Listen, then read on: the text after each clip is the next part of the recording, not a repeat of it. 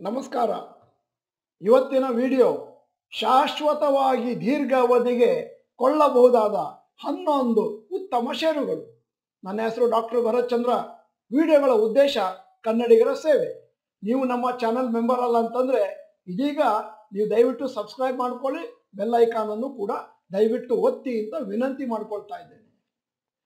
ಬಹಳ ವರ್ಷಗಳಿಂದ ಬಹಳಷ್ಟು ಲಾರ್ಜ್ ಕ್ಯಾಪ್ ಕಂಪನಿಗಳು ಫೇಲ್ ಆಗಿದ್ದಾವೆ, ಮತ್ತೆ ಕಂಪನಿ ಕ್ಲೋಸ್ ಆಗಿದೆ, ಇಲ್ಲ ಬೇರೆ ಕಂಪನಿಯೊಡನೆ ಮರ್ಜ್ ಕೂಡ ಆಗಿದೆ. ಅಂದರೆ ಒಂದು ಕಂಪನಿ ಎಷ್ಟೋ ವರ್ಷ ಲಾಭದಾಯಕವಾಗಿರುವುದು ಕಠಿಣ. ಅಂದ್ರೆ 10, 20, 30 ವರ್ಷ ಅಂತ. ಅಂಕಿ ಅಂಶಗಳ ಪ್ರಕಾರ ಹೆಚ್ಚಿನ ಕಂಪನಿಗಳು ಮೊದಲ 2 ವರ್ಷದಲ್ಲಿ ತಮ್ಮ ಅಸ್ತಿತ್ವವನ್ನು ಕಳ್ಕೊಳ್ತವೆ, ಮತ್ತೆ 8-10 ವರ್ಷಗಳ ಬಳಿಕ ಮಾರುಕಟ್ಟೆಯಲ್ಲಿ ಇರುವಂತಹ ಷೇರುಗಳು ಕೇವಲ 5-10%, ಉಳಿದದ್ದೆಲ್ಲ ತನ್ನಿಂದ ತಾನಾಗಿ ತಮ್ಮ ಅಂತ್ಯವನ್ನು ಕಂಡುಕೊಳ್ಳುತ್ತವೆ. ಆದರೆ ಹಲವು ಕಂಪನಿಗಳು 10 ವರ್ಷ, 20 ವರ್ಷ, 30 ವರ್ಷದಿಂದಲೂ ಕೂಡ ತಮ್ಮ ಅಸ್ತಿತ್ವವನ್ನು ಚೆನ್ನಾಗಿ ನಡೆಸ್ಕೊಂಡು ಬರ್ತಾ ಇದ್ದಾರೆ, ಲಾಭದಾಯಕವಾಗಿ ಕೂಡ ಇದ್ದಾರೆ.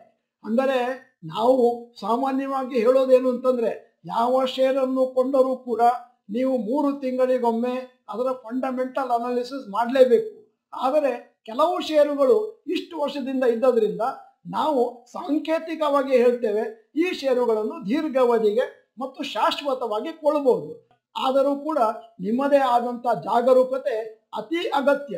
ಇವತ್ತಿನ ಈ ವಿಡಿಯೋದ ವಿಷಯವನ್ನು ನಾವು ಲೈವ್ ಮಿಂಟ್ ನ್ಯೂಸ್ ಪೇಪರ್ ಇಂದ ತೆಗೆದಿದ್ದೇವೆ ಮತ್ತು ಬೇಕಾದಷ್ಟು ಷೇರುಗಳಿದ್ದು ಅವುಗಳನ್ನು ಶಾರ್ಟ್ ಲಿಸ್ಟ್ ಮಾಡಿ ಫಂಡಮೆಂಟಲ್ ಪ್ಯಾರಾಮೀಟರ್ಸ್ ನೋಡಿಕೊಂಡು ಬ್ರ್ಯಾಂಡ್ ವ್ಯಾಲ್ಯೂವನ್ನು ನೋಡಿಕೊಂಡು ಇವತ್ತು ನಿಮ್ಮ ಮುಂದೆ ಒಂದು ಪಟ್ಟಿ ಇಡ್ತಾ ಇದ್ದೇವೆ.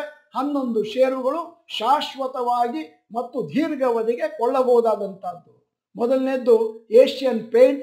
10 ವರ್ಷದ ROE 27%, debt to equity ratio 0.13, 20 ವರ್ಷದ CAGR 25%. ಬಜಾಜ್ ಫೈನಾನ್ಸ್ 10 ವರ್ಷದ ROE 21%, debt to equity ratio not applicable, 20 ವರ್ಷದ CAGR 43%.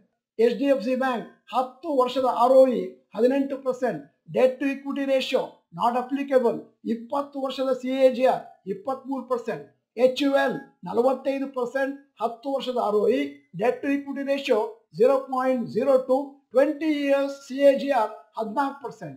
Infosys 25%, 10 years ROE, debt to equity ratio 0.1, 20 ವರ್ಷದ CAGR 17%. ITC 25%, 10 ವರ್ಷದ ROE, debt to equity ratio 0, 20 ವರ್ಷದ CAGR 18. 0 ಅಂತಂದ್ರೆ ಅರ್ಥ ಏನು ಅಂತಂದ್ರೆ ಕಂಪನಿಯಲ್ಲಿ ಯಾವ ಸಾಲವೂ ಇಲ್ಲ. ಈಗ LNT 10 ವರ್ಷದ ROE 14%, debt to equity ratio 1.58, 20 ವರ್ಷದ CAGR 26%. MNM 10 ವರ್ಷದ ROE 11%, debt to equity ratio 1.65, 20 ವರ್ಷದ CAGR 26%. ನೆಸ್ಲೆ ಇಂಡಿಯಾ 10 ವರ್ಷದ ROE 59%, debt to equity ratio 0.11, 20 years CAGR 19%. Reliance Industries 10 ವರ್ಷದ ROE 10%, debt to equity ratio 0.40, 20 years CAGR 19%. TCS 10 ವರ್ಷದ ROE 38%, debt to equity ratio 0.08 ಮತ್ತು 20 ವರ್ಷದ CAGR 18%.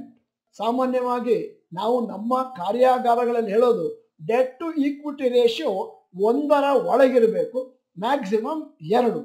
ಆದರೆ ಬಹಳಷ್ಟು ಬ್ಯಾಂಕ್ಗಳು ಮತ್ತು ಫೈನಾನ್ಷಿಯಲ್ ಇನ್ಸ್ಟಿಟ್ಯೂಷನ್ಗಳಲ್ಲಿ ನಾವು ಡೆಟ್ ಟು ಈಕ್ವಿಟಿ ರೇಷಿಯೋ ನೋಡೋದಿಲ್ಲ. ಯಾಕಂತಂದ್ರೆ ಬ್ಯಾಂಕಿನವರ ಮುಖ್ಯವಾದ ಕೆಲಸ ಏನು ಅಂತಂದ್ರೆ ಜನರಿಂದ ಹಣವನ್ನು ತೆಗೆದುಕೊಂಡು ಅದನ್ನು ಜಾಸ್ತಿ ಲಾಭಕ್ಕೆ ಸಾಲಕ್ಕೆ ಕೊಟ್ಟು ಅಲ್ಲಿಂದ ಪ್ರಾಫಿಟ್ ಮಾಡುವಂತಹದ್ದು. ಅಷ್ಟೇ ಅಲ್ಲ, CAGR ಅನ್ನುವಂಥದ್ದು ಒಂದು ಆವರೇಜ್ ಪರ್ಸೆಂಟೇಜ್. ಅಲ್ಲಿ ಕಳೆದ 20 ವರ್ಷದಲ್ಲಿ 25% CAGR ಬಂದಿದೆ ಅಂತಂದ್ರೆ ಅರ್ಥ ಏನು ಅಂತಂದ್ರೆ ವರ್ಷ 25% ಬಂದಿಲ್ಲ, ಆವರೇಜ್ ಆಗಿ ಬಂದಿದೆ. ಅಂದ್ರೆ ಒಂದು ವರ್ಷ 10 ಬಂದಿರಬಹುದು, ಇನ್ನೊಂದು ವರ್ಷ 35% ಬಂದಿರಬಹುದು. ಆದ್ದರಿಂದ ಇದನ್ನು ಕೂಡ ನೆನಪಿನಲ್ಲಿಟ್ಕೋಬೇಕು. ಅಷ್ಟೇ ಅಲ್ಲ, ಹಲವು ಬಾರಿ ಹಲವು ಕಂಪನಿಗಳು ಒಂದು ತರ ಸ್ಟ್ಯಾಗ್ನೇಷನ್ಗೆ ಹೋಗ್ತವೆ, ಮತ್ತೆ ಸಡನ್ ಆಗಿ ಮತ್ತೆ ಕೆಲವು ವರ್ಷಗಳಲ್ಲಿ ಹ್ಯೂಜ್ ಅಪ್ರಿಸಿಯೇಷನ್ ಕೂಡ ಆಗುತ್ತೆ. ಆದ್ದರಿಂದ ಕಂಪನಿಗಳು ಮುಂದಿನ ದಿನಗಳಲ್ಲಿ ಯಶಸ್ಸನ್ನು ಪಡಿಬೇಕು, ಲಾಭದಲ್ಲೇ ಇರಬೇಕು ಅಂತಂದ್ರೆ ತಮ್ಮ ಕಂಪನಿಯ ಬಿಸ್ನೆಸ್ ಮಾಡೆಲ್ ಮತ್ತು ಸ್ಟ್ರಾಟಜಿನ ಮಾಡಿಫೈ ಮಾಡ್ತಾ ಹೋಗ್ಬೇಕು, ಕಸ್ಟಮರಿಗೆ ಯಾವ ತರ ಬೇಕೋ ಆ ತರ. ಅಲ್ಲದೆ ಈ 11 ಕಂಪನಿಗಳನ್ನು ನಾವು ಏನು ನಮೂದಿಸಿದ್ದೇವೆ ಅವುಗಳು ಅವರ ಸೆಕ್ಟರ್ನಲ್ಲಿ, ಕ್ಷೇತ್ರದಲ್ಲಿ ಮುಂಚೂಣಿಯಲ್ಲಿರುವಂತಹ, ಜಾಸ್ತಿ ಮಾರ್ಕೆಟ್ ಶೇರ್ ಇರುವಂತಹ ಕಂಪನಿಗಳು. ಅವುಗಳಲ್ಲಿ ಹಣವನ್ನು ಹಾಕೋದ್ರಿಂದ ಸೇಫ್ಟಿ ಜಾಸ್ತಿ, ಆದರೂ ಕೂಡ ನಾವು ಅವುಗಳನ್ನು ಮಾನಿಟರ್ ಮಾಡಲೇಬೇಕಾಗುತ್ತೆ.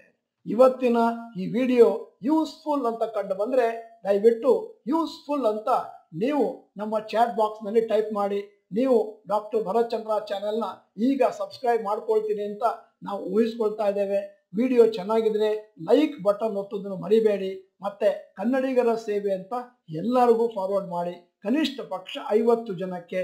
ಆವಾಗ ಮುಂದಿನ ದಿನಗಳಲ್ಲಿ ಕನ್ನಡಿಗರಿಗೆ ಫೈನಾನ್ಷಿಯಲ್ ಅವೇರ್ನೆಸ್ ಸಿಗುತ್ತೆ. ವಿಡಿಯೋನ ಸಂಪೂರ್ಣವಾಗಿ ನೋಡಿದ್ದಕ್ಕೆ ಧನ್ಯವಾದಗಳು. ನಮಸ್ಕಾರ.